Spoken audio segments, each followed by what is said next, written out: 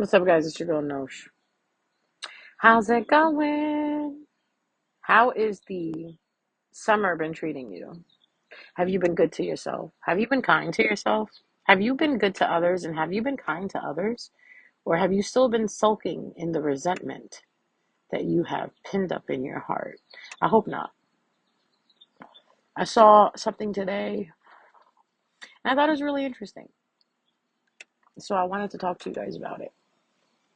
What I saw was it said, a friend who becomes an enemy over a small misunderstanding was never a friend, just an enemy in disguise. How many of you out there became friends with people and then you had a misunderstanding and then all of a sudden this person just like went, you know, left? Like, you guys know what I'm talking about. Like you had a small misunderstanding or a big misunderstanding, whatever. It's a misunderstanding is a misunderstanding. Big or small, doesn't matter. A misunderstanding is a misunderstanding. The way you bounce back from it really tells you all how the connection really was.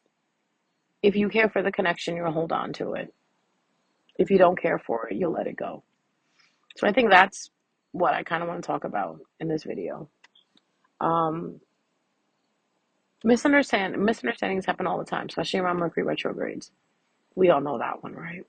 Misunderstandings between parents, siblings, cousins, children, friends, husband, wife.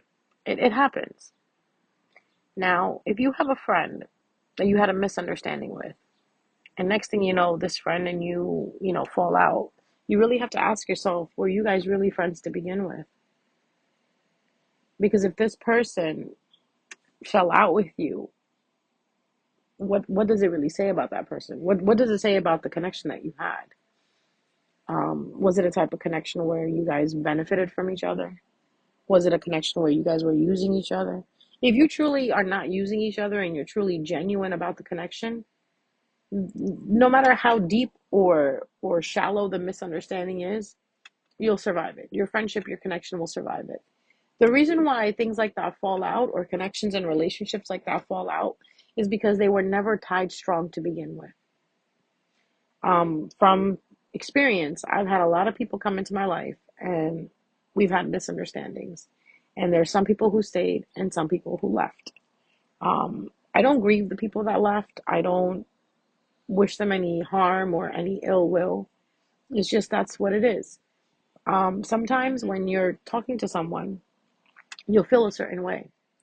And I always look for that. Whenever I become friends with someone, whenever I'm still friends with someone, I still, because I choose me, I protect myself first and foremost. I look for a feeling that arises inside of me that makes me look at the person in a weird way. As soon as I look at you in a weird way, you gotta go. If you make my soul feel disturbed in any kind of way, you gotta go. Because there's a reason why your soul feels that way. Your soul is the most purest thing in this world, okay? It knows a lot about you and about your surroundings more than you think you do. The body is a machine. The soul is spiritual. And there's a difference. Like, body is more scientific. The soul is more spiritual. So what I'm trying to say is your soul knows. So if you are around someone and you constantly feel this feeling of feeling unsafe, which we relate to your nervous system not being regulated around a certain individual or your nervous system not feeling safe, that is a big telltale sign. When your nervous system starts to feel unsafe around certain individuals, that is your cue card to leave. That is your alarm. That is your phone call. That is your note. That is your, hey, you got to stop talking to these people. I met an individual over the summer, and this individual told me that every time this person spoke to a certain group of people, right, a group of friends that this individual had, every time they spoke to them, they would lose their voice. To me, that's automatic throat chakra suppression. When this person was talking to this group of people, 9 times out of 10, they were probably suppressing this person's feelings or their emotions, or they were ignoring them. And that's what the person's body felt. The soul felt it. So what would happen? The person would lose their voice, get a sore throat. Literally, I would be talking to the person one day and the voice would be fine. The next day I would speak to that person and the voice would be really raspy and low and basically like just not there. And I would say, hey, let me guess, you went around that group of people, didn't you? And the person would be like, yeah, I did. How you know? I could hear it in your voice. You have to understand certain people suppress certain chakras. So, say you're hanging out with someone and you're very creative, right? Very creative. We'll use the analogy of being a musician. When you're around musicians, right? You're more creative. You have like the spark of creativity that comes in when you're around certain musicians, right? Then you get around another musician who is struggling with the creative block. What they'll do is they'll project that onto you. Ah, makes sense now. So now, when you are around certain individuals who are suppressed in their own selves, like they're suppressing either their sacral energy, their solar energy, their throat energy, their heart energy, their crown energy, their third eye energy, their root energy, they will project it onto you, especially if you're an individual that is like a sponge. Most spiritual people are like sponges. Most empaths are like sponges. Just the word empath itself. You absorb what's around your atmosphere, right? So if you are around people who are projecting onto you constantly because they have not healed what they have suppressed inside of them, they will project it onto you. And your soul knows that. Your body may have a little bit of a hard time catching up to it, but your soul knows that.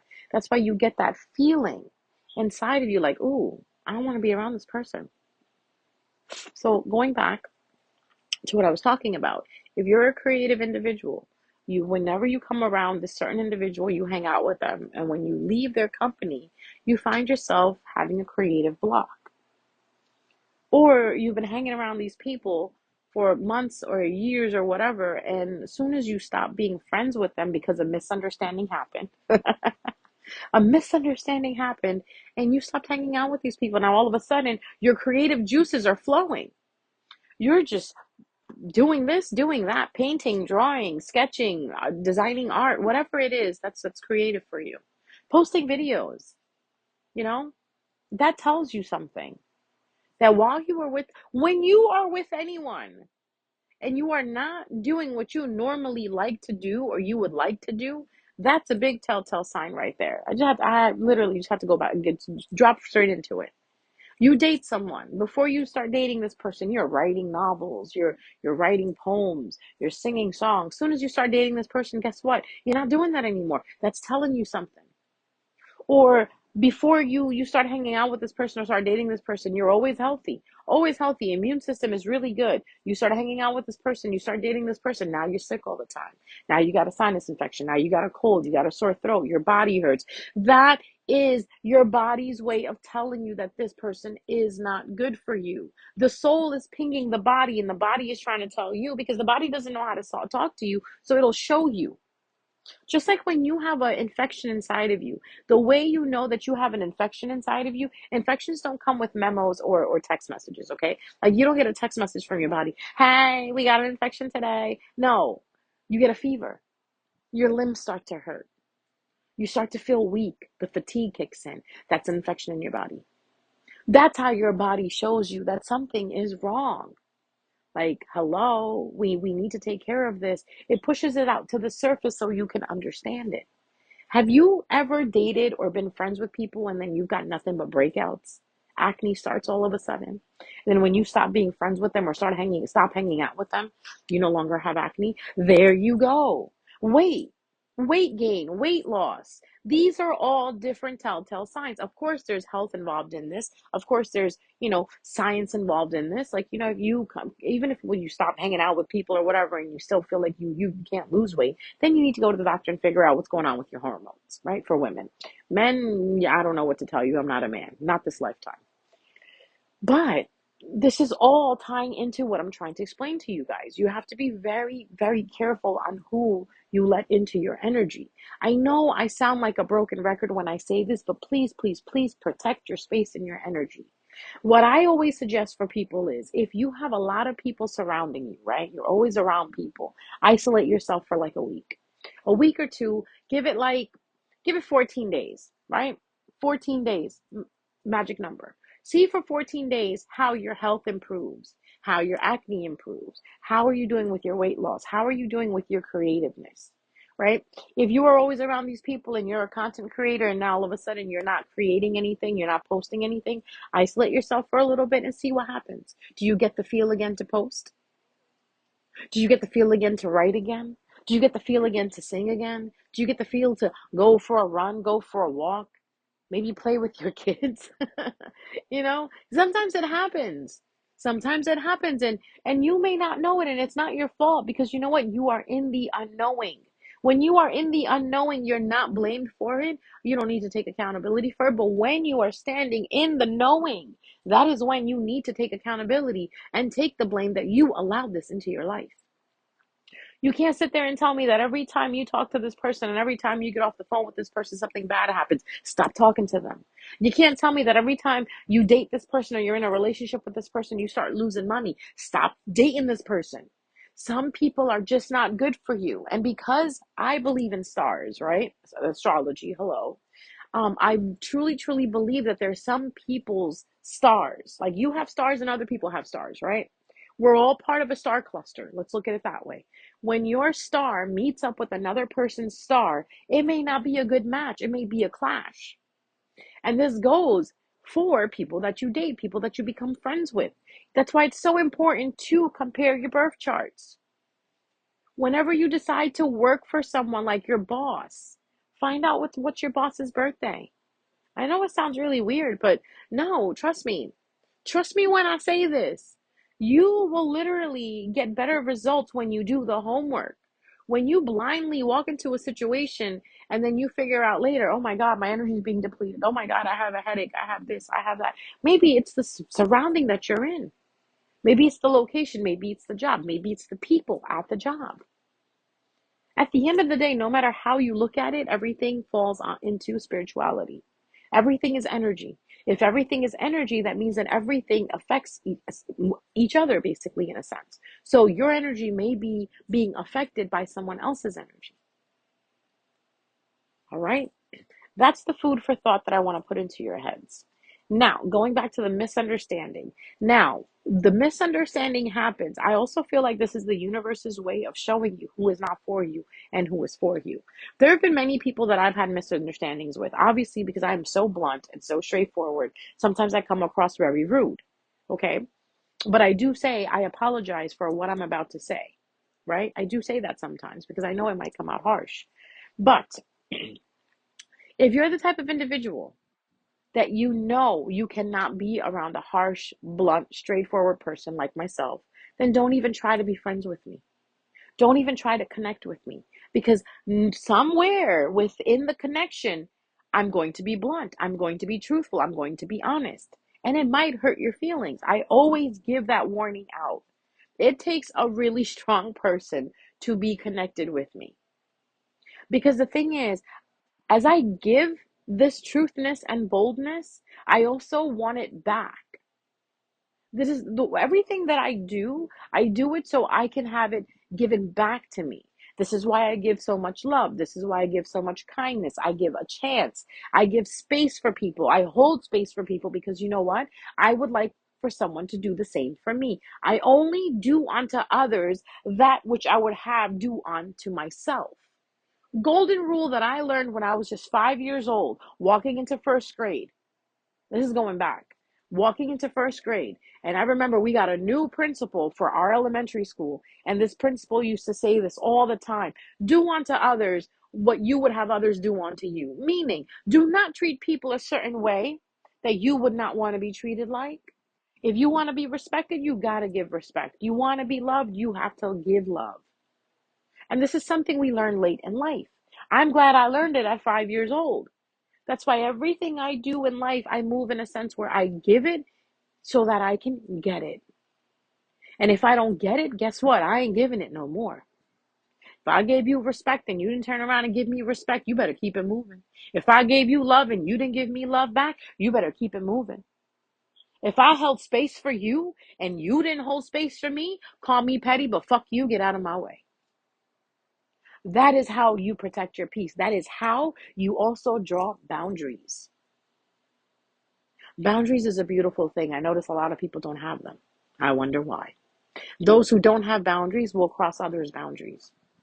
When you have boundaries, you respect other people's boundaries. Even knowing that they may not have any boundaries, you still respect it. You meet a person and they're like, oh, so where do you work? How much do you make? Are you married? Are you this? Are you that? And you look at them and say, hey, listen, that's too personal. I don't want to talk to you about this, especially if you just met a person.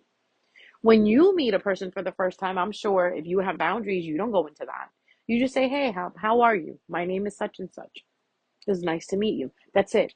You don't go into, well, hi, my name is da da da. Are you married? Are you this? Are you that? No, that's boundaries. You can tell if another person has boundaries just by letting them talk. But, like I said, misunderstandings occur when the universe feels that it's time to time out the connection. Whether it's a good connection or a bad connection. If it's a good connection, it'll survive the misunderstanding. If it's a bad connection, you both will block each other and never speak to each other again. Be thankful for those. Be thankful for those because you know what those are? What I just said to you in the beginning of this message. A friend who becomes an enemy over a misunderstanding was always an enemy, never a friend. Remember that. If you get into a little fight, get into a little squabble, get into a little argument, and this person shows you who they are, you best believe that's who they are. Let them go. Don't cry about it. Don't cry about it. Let it go. So this is something, now that the Mercury retrograde shadow period is almost at this end of everything, right? It's almost ending. It's almost there. We're almost there, guys. We're almost there. Going into September, fall. Remember this. Remember all the people that are going to come back to you after this Mercury retrograde, after you had misunderstandings with them.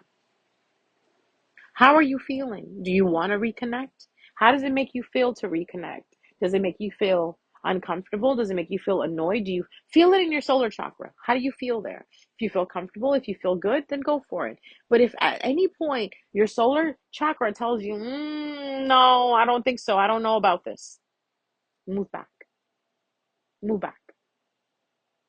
Do not reconnect at all. Even if this person tries to be nice and says this, and that, because your soul knows, your solar chakra knows. If we start operating from the solar and not the ego, our paths will be so much easier to take. All right? So I'm going to leave you guys with that message. I hope you guys are happy. I hope you guys are safe. I hope you guys are walking into fall with open arms because guess what? Halloween is around the corner. All right, guys. I love you. I'll see you next time. Bye.